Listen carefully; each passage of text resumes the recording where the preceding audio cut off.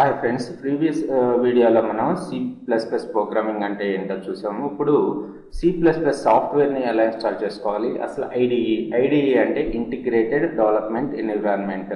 So C++ compiler కావాలి మనకి. కంపైలర్ని ఎలా ఇన్స్టాల్ చేసుకోవాలి, మీరు ఇండివిజువల్గా ఇన్స్టాల్ చేసుకోవచ్చు. కంపైలర్ ఒకసారి, ఎడిటర్ ఒకసారి, అలా కాకుండా మనకి ఇంటిగ్రేటెడ్ డెవలప్మెంట్ ఎన్విరాన్మెంట్ అని ఉంటుంది ఐడిఈని ఇన్స్టాల్ చేసుకున్నట్టయితే మనకి C++ కంపైలరు, అలాగే డిబగ్గరు, అలాగే కోడ్ ఎడిటరు ఇవన్నీ కూడా మనకి వన్ స్టెప్లో వచ్చేస్తాయి. సో దాని పర్పస్ నేను కోడ్ బ్లాక్స్ అనే ఐడిఈని ఇన్స్టాల్ చేస్తున్నాను. Code blocks. సో ఇక్కడ కోడ్ బ్లాక్స్ అని మీరు గూగుల్లో సెర్చ్ కొట్టినట్టయితే మీకు ఫస్ట్ codeblocks.org అనే ఒక వెబ్సైట్ కనబడుతుంది. ఇక్కడ so the open source cross platform free C++ and Fortran IDE అంటే ఈ ఐడిఈ తోటి, ఈ సాఫ్ట్వేర్ తోటి మనం సి ప్రోగ్రామ్ని బిల్డ్ చేసుకోవచ్చు, C++ని, అలాగే ఫోర్ట్రాన్ కూడా బిల్డ్ చేసుకోవచ్చు.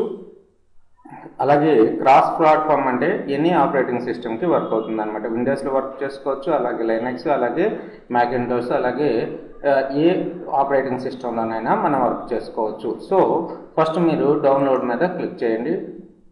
Download binary release, download source code, download retrieve code from the SVN ఇలా కనబడుతుంది కదా. So download the binary release మీద క్లిక్ చేస్తున్నాను.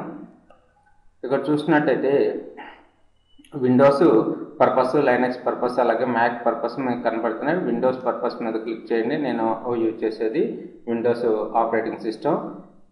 అలాగే ఇక్కడ చూసినట్టయితే 16.01 setup.exe, సెటప్ నో admin.exe, అలాగే నో setup.zip, అలాగే minjw setup.exe. సో మీరు దీన్ని డౌన్లోడ్ చేసుకోవాలి, ఎందుకంటే మనకి minjw అనే కంపైలర్ కూడా దీంతో పాటు ఉంటుంది అనమాట. సో అందుకని మీరు ఈ వెర్షన్ని డౌన్లోడ్ చేసుకోండి. ఇక్కడ sourceforge.net నుంచి కానీ ఫోర్స్ హబ్ దగ్గర నుంచి కానీ డౌన్లోడ్ చేసుకోవచ్చు. నేను sourceforge.net నుంచి డౌన్లోడ్ చేస్తున్నాను.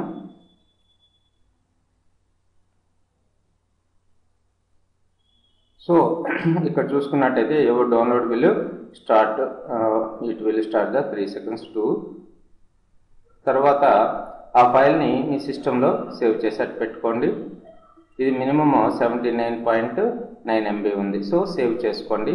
సేవ్ చేసుకున్న తర్వాత ఆ ఫైల్ని డబుల్ క్లిక్ చేసి నెక్స్ట్ ప్రాసెస్ చేసినట్టయితే మీరు కోడ్ బ్లాక్స్ ఐడిని మీరు విత్ minjw కంపైలర్ తోటి మీరు ఇన్స్టాల్ చేసుకోవచ్చు. ఇన్స్టాల్ అయిపోతుంది. మీరు ఇన్స్టాల్ అయిన తర్వాత మీ కంప్యూటర్లోకి వెళ్ళి సో ప్రోగ్రామ్ ఫైల్స్ x86లో చూసినట్టయితే కోడ్ బ్లాక్స్ కనబడుతుంది. ఇక్కడ మీకు కావాల్సిన ఫైల్స్ అన్నీ ఉంటాయి. అలాగే minjw అంటే ఇది మన కంపైలరు. సో తర్వాత ఏం చేస్తారు అంటే మీరు కోడ్ బ్లాక్స్ అని ప్రోగ్రామ్ ఫైల్స్లో సెర్చ్ చేయండి. కోడ్ బ్లాక్స్, లేకపోతే మీకు డెస్క్టాప్ మీద ఈ ఐకాన్ తోటి ఇమేజ్ కనపడుతూ ఉంటుంది కోడ్ బ్లాక్స్. ఓకే, దీన్ని ఓపెన్ చేస్తున్నాను.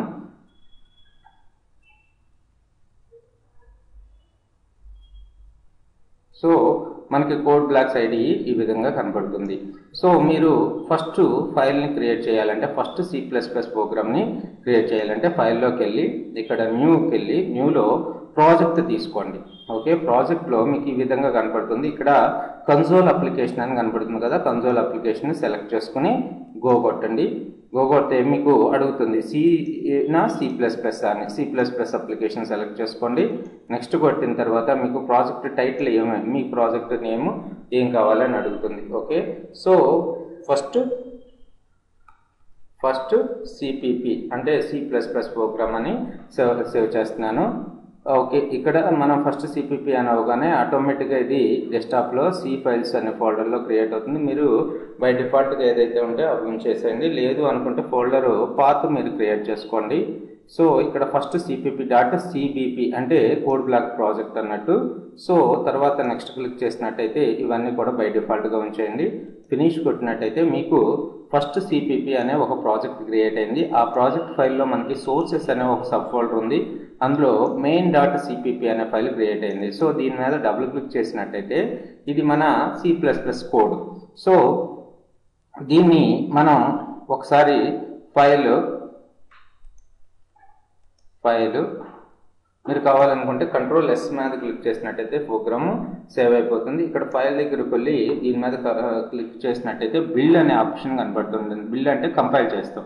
ఓకే, మీరు దీని మీద క్లిక్ చేసినా కంపైల్ అవుతుంది. లేదు అనుకుంటే మీరు ఇక్కడ గేర్ ఐకాన్ ఉంది కదా, గేర్ ఐకాన్ మీద క్లిక్ చేసినా బిల్డ్ అవుతుంది. బిల్డ్ అయ్యి మన ప్రోగ్రాంలో ఏమైనా ఎర్రర్స్ ఉన్నా, అలాగే ఇది ఒక కన్సోల్ అన్నమాట.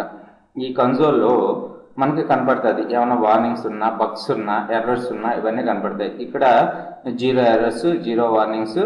సో మనకి బగ్స్ కూడా ఏమీ లేవు. కాబట్టి మీరు కావాలని తర్వాత ఈ ప్రోగ్రామ్ని రన్ చేయాలనుకుంటే ఇక్కడ మీకు రన్ బటన్ కనపడుతుంది కదా, యారో మార్క్ గ్రీన్ది. సో దీని మీద క్లిక్ చేసినట్టయితే మీకు కన్సోల్ ఓపెన్ అవుతుంది. యాక్చువల్గా నా దాంట్లో ఒక యాంటీవైరస్ ఉంది కాబట్టి మనకి కనపట్టలేదు. 1 minute. ఓకే, హలో వరల్డ్ అని మనకి అవుట్పుట్ కనపడుతుంది, హలో వరల్డ్. సో ఇక్కడ చూడండి, కౌంట్ హలో వరల్డ్. నేను ఇక్కడ చేంజ్ చేస్తున్నాను, హాయ్ వెంకట్ అని. సో మళ్ళీ ప్రోగ్రామ్ని సేవ్ చేస్తున్నాను. ప్రోగ్రామ్ని ఎడిట్ చేశాను కాబట్టి దీన్ని క్లోజ్ చేసేయండి. ప్రోగ్రామ్ని ఎడిట్ చేశాను కాబట్టి ఒకసారి సేవ్ చేసుకుని మళ్ళీ బిల్డ్ కొట్టండి. బిల్డ్ కొట్టి మళ్ళీ ఒకసారి రన్ చేస్తే మనం ఏదైతే ఎంటర్ చేసామో హాయ్ వెంకట్ అని కనపడుతుంది. సో నెక్స్ట్ వీడియోలో అసలు హ్యాష్ ఇంక్లూడ్ అంటే ఏంటి, యూజింగ్ నేమ్ స్పేస్ అంటే ఏంటి, అసలు మన ప్రోగ్రామ్ ఎగ్జిక్యూషన్ ఎక్కడి నుంచి స్టార్ట్ అవుతుంది, ఈ ఐఓ స్ట్రీమ్ వల్ల యూజ్ ఏంటి, ఇవన్నీ కూడా నెక్స్ట్ వీడియోలో ఎక్స్ప్లెయిన్ చేస్తాను. Thanks for watching this video. Please subscribe my channel for the more videos. అలాగే ఈ వీడియో మీకు నచ్చినట్టయితే లైక్ బటన్ మీద ప్రెస్ చేయండి. అలాగే ఈ వీడియోని మీ ఫ్రెండ్స్కి, ఎవరైతే C++ నేర్చుకోవాలనుకుంటున్నారో, బీటెక్ స్టూడెంట్స్ ఉన్నారో వాళ్ళందరికీ ఈ వీడియోని షేర్ చేయండి. Thanks for watching this video.